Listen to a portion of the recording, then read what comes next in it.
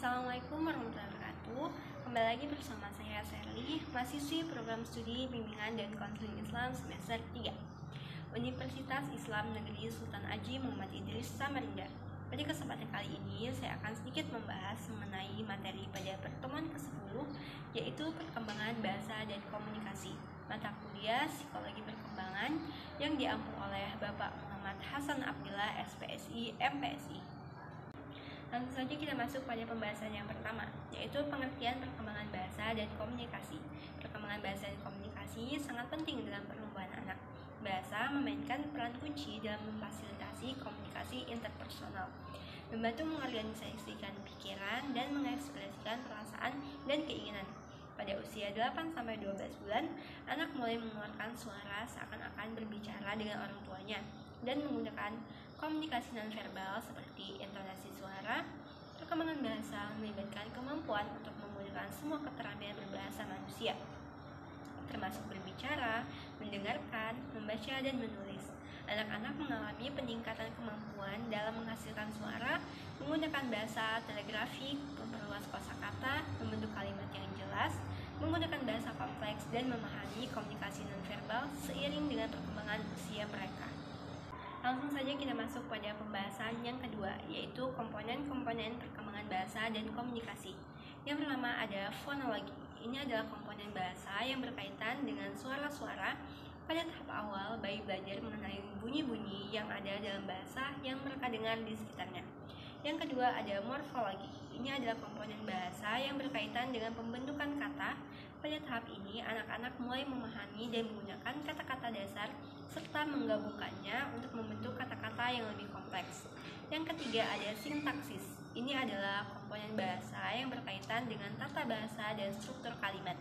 Pada tahap ini, anak-anak mulai memahami dan menggunakan aturan-aturan tata bahasa untuk membentuk kalimat yang benar. Yang keempat ada semantik. Ini adalah komponen bahasa yang berkaitan dengan pemahaman makna, kata-kata, dan kalimat. Pada tahap ini, anak-anak mulai memahami makna kata-kata dan kalimat yang mereka dengar dan menggunakan kata-kata dengan makna yang sesuai. Yang kelima, pragmatik. Ini adalah komponen bahasa yang berkaitan dengan penggunaan bahasa dalam konteks sosial. Pada tahap ini, anak-anak mulai memahami dan menggunakan bahasa untuk tujuan komunikasi, seperti mengungkapkan keinginan, bertanya, atau menyampaikan informasi.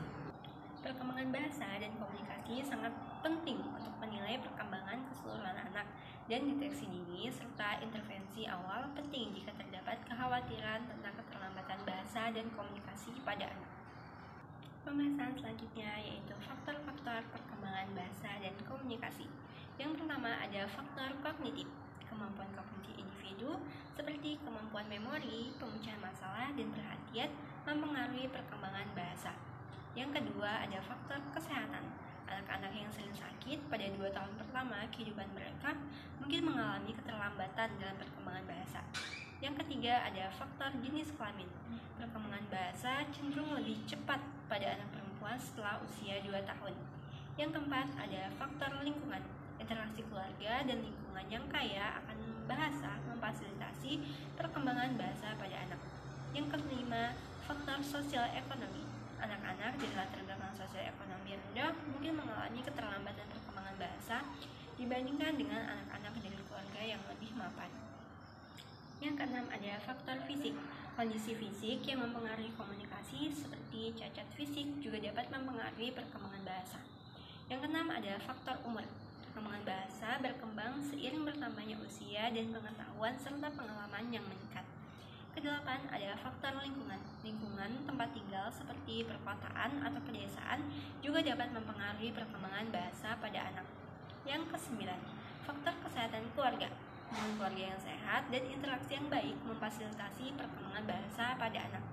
Yang terakhir atau ke-10 yaitu faktor budaya.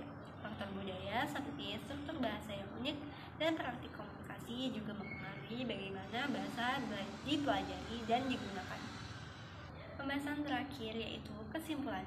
Perkembangan bahasa dan komunikasi merupakan aspek penting dalam perkembangan anak. Hal ini melibatkan kemampuan anak untuk menggunakan keterampilan bahasa manusia dalam berkomunikasi dan berekspresi. Perkembangan ini juga melibatkan aspek emosional, sosial, dan kognitif anak. Pentingnya peran orang tua dalam memberikan bimbingan yang tepat dalam membentuk karakteristik sosio-emosional anak juga ditekankan. Interaksi antara otot, saraf, dan otak memainkan peran penting dalam perkembangan motorik anak. Mungkin itu saja sedikit pembahasan mengenai materi perkembangan bahasa dan komunikasi yang bisa saya sampaikan. Kurang lebihnya saya mohon maaf. Mungkin dari video saya masih terdapat banyak kekurangan. Oleh karena itu saya memohon kritik dan saran dari teman-teman semua. Saya akhiri. Wassalamualaikum warahmatullahi wabarakatuh. Thank you. See you in the next video.